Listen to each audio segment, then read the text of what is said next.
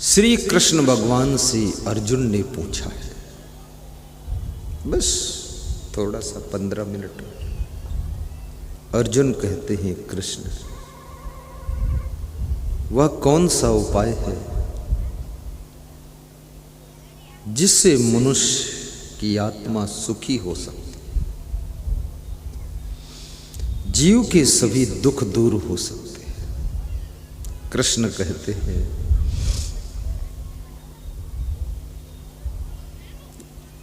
शक्नोति है यह सोढ़ों प्राक शरीर विमोक्षणात्, काम क्रोधोद भयम बेगम सह युक्ता सा सुखी नरा,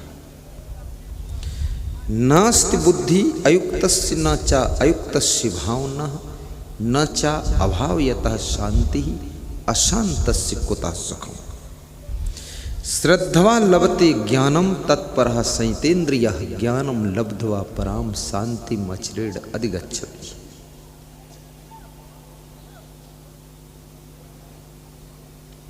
श्री कृष्ण कहते हैं, अर्जुन इस शरीर के मरने से पहले पहले इस शरीर में निवास करने वाले अविनाशी तत्व, उस परम तत्व का बोध जिसको हो जाता है मरने से पहले पहले, मरने के बाद तो होगा ही नहीं, मर ही गए तो क्या होगा बोध, जिसको बोध हो जाता है कि मैं कौन हूं, ये आत्मा क्या है, परमात्मा क्या है, ईश्वर क्या है, भक्ति क्या है, भोग क्या है, रोग क्या है, योग क्या है, संयोग क्या है, वियोग क्या है, ये सब बोध हो जाए, ज्ञान हो जाए, आत्म ज्ञान। ये आत्म ज्ञान होना ये कोई साधारण चीज नहीं।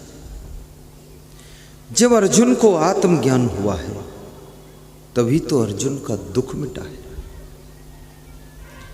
आत्मज्ञान ही आपको दुख के कुएं से निकाल कर बाहर कर सकता है, दूसरा कोई नहीं।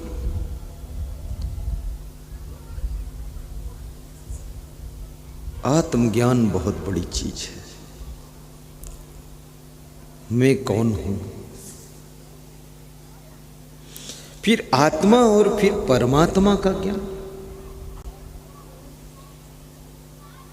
कि परमात्मा कौन है।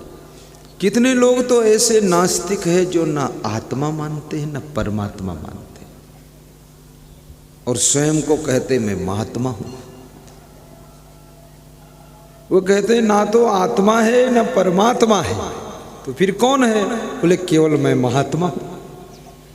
तो अरे मूर्ख, जब आत्मा भी नहीं है और परमात्मा भी नहीं है तो ये महात्मा कैसे हो गए? बिना आत्मा के तो महात्मा कैसे बनेगा? अहंकार अज्ञान के कुएं में ढकेल देता है।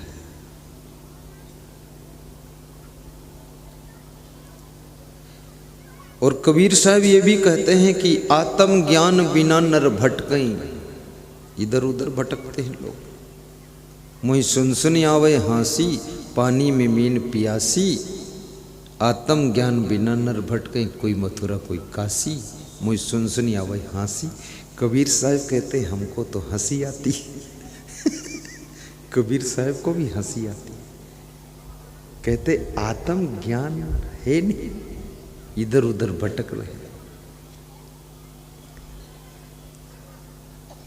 और फिर उन्होंने ये भी कहा है, सो तेरे घटमा ही बिराजे, परम पुरुष अविनाशी। और जल बिच कमल, कमल बिच कलियां, तापर भंवर निवासी। और सो तेरे घटमा ही बिराजे, परम पुरुष अविनाशी। मोहि सुन आवे हाँसी, पानी में मीन पियासी। कबीर साहब कहते पानी के भीतर मछली है और प्यासी मर रही है। तो साहब कहते ये बात सुनकर मुझे हंसी आ रही कि पानी में फिर प्यासी क्यों? ये मनुष्य जिसके घट के अंदर ही परम तत्व परमात्मा का वास है, इसको उसका ज्ञान नहीं हो पाता है, इसलिए ये पूरी दुनिया में प्यासा भटकता रहता है। सो तेरे घट माहि विराजे परम पुरुष अविनाशी। घट घट में वह साईं रमता, कटुक वचन मत बोल रहे। कबीर साहब कहते हैं कड़ुए वचन मत बोलना, क्योंकि हर घट में वही साईं रहता है, भगवान है। और मुसलमान भी कहते हैं जर्रे जर्रे में खुदा है, और उसके बाद भैंसा काट कर खाते। तो भैंसा में क्या जर्रा नहीं है?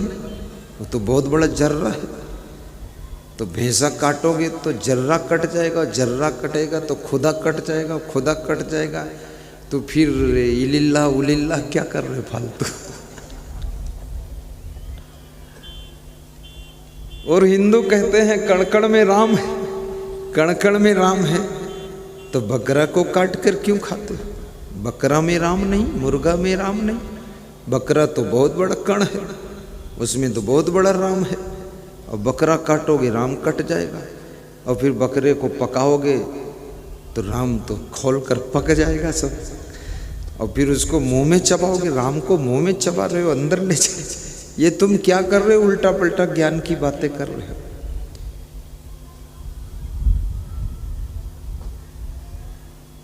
जर्रे जर्रे में मुस्लिम बताते खुदा, कहते हैं कण कण में राम है, ऐसा हिंदू बताते सदा। और वास्तव में हमारे संतों ने यह भी कहा कि हम में राम, तुम में राम, सब में राम। तो फिर गलत करोगे कैसे काम जब सब में राम है? जिसकी जेब काट रहे हो वो भी राम ही है, और जिसको ठग रहे हो वो भी राम है। जो तुम्हें दवा दे रहा हो डॉक्टर अरविंद, वो भी राम है। और जो मरीज जिसको दवा दे रहे हो वो भी राम है। और राम ही में राम, और राम ही में श्याम, श्याम श्याम ही में राम है। तो फिर एक गलत काम कैसे हो पाएगा? वो तुलसी, वो महात्मा गांधी बोलते थे ना कि रघुपति राघव राजा राम, और पतित पावन सीता राम, ईश्वर अल्लाह तेरे नाम, सबको सम्मत दे भगवान। आज भी लोग उस चौपाई को बोलते, मैंने तो बचपन में पढ़ा था। तो रघुपति राघव राजा राम, अब थोड़ा लोग बदल लिए हैं, रघुपति राघव राजा राम, और शाम हुई तो 200 ग्राम, और तो पता ना पावे सीताराम, रघुपति राघव राजा राम। किसी को पता ना चले 200 ग्राम शाम को पी लो बस।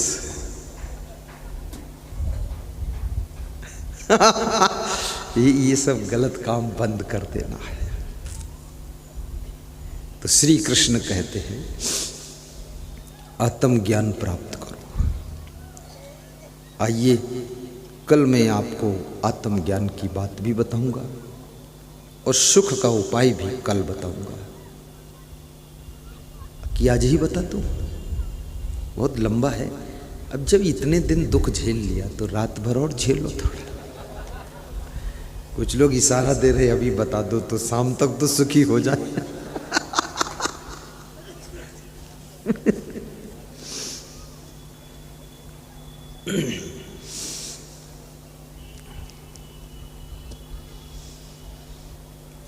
तेरे ही अंतस तल में सुख का सागर लहराता है, पर तो विपन्न हो करके दर दर ठोकर खाता है। पर तो विपन्न हो करके दर दर ठोकर खाता है। और सुख ढूंढ रहे तुम वन में, गिरी गहवर के कंदर में, पहाड़ों की गुफाओं में, कंदराओं में, जंगलों में भी ये सुख नहीं है। तुम सोचो बैराट से भाग जाऊं, कहीं जंगल में बैठ जाऊं, वहां और ज्यादा झंझट है, वहां सुख नहीं है। तुम ये भी सोच लो इस पत्नी को छोड़कर निकल जाऊं, दूसरी पत्नी ले आऊं, अरे उसमें और डबल झंझट। तुम सोचो इस पति का ट्रांसफर करूं, कोई सेकंड हैंड पति दूसरा ढूंढ लूं, अरे उसमें तो ज्यादा ही लफड़ा है। तुम सोचो इस गुरु को छोड़कर कोई दूसरा गुरु बना लो, गुरु नहीं मिलेगा, कोई ऐसे ही लफड़ाबाज वो भी मिल जाएगा।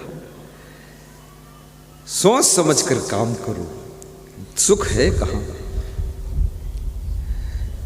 एक महात्मा किसी कंदरा में बैठा था, ऊपर से पहाड़ का टुकड़ा गिरा, वो दब गया अंदर। तो फिर शाम तक नहीं लौटा, तो उसमें दबा पड़ा था। तो फिर साधु सब गए वहाँ, देखा दबा है, बड़ी मुश्किल से निकाला, मरा नहीं खैर। तो साधु ने पूछा यहाँ कोई सुख मिला? बोले सुख तो नहीं, लेकिन दुख जितना इसके अंदर दबने से मिला उतना दुख कभी बाहर नहीं मिला। कोई कंदरा में सुख है? कभी नहीं। मैं तो सब कंदरा वंदरा जा चुका हूँ, कंदरा भी गया, गुफा भी गया, जंगल गया, बगीचे में बैठा, पहाड़ पर, ये सारा लफड़ा करके तब निपट के इधर आ गया। हाँ, कुछ वहां नहीं है, क्योंकि सुख तो मन के अंदर का विषय है, वो कोई पहाड़ नदी झरने का विषय नहीं। कितने लोग झरना देखने जाते, पहाड़ देखने जाते, जंगल देखने जाते, वहां कुछ मिलने वाला नहीं। हाँ, इतना तो जरूर चूक जाओगे तो शेर खा जाएगा, छुट्टी हो जाएगी। हाँ, वहां क्या देखने के फालतू। सुख ढूंढ रहे तुम वन में, गिर गहवर के कंदर में, पर पता नहीं तो पाया वो है तेरे अंदर में, वो है तेरे अंदर में। बोलिए सद्गुरु भगवान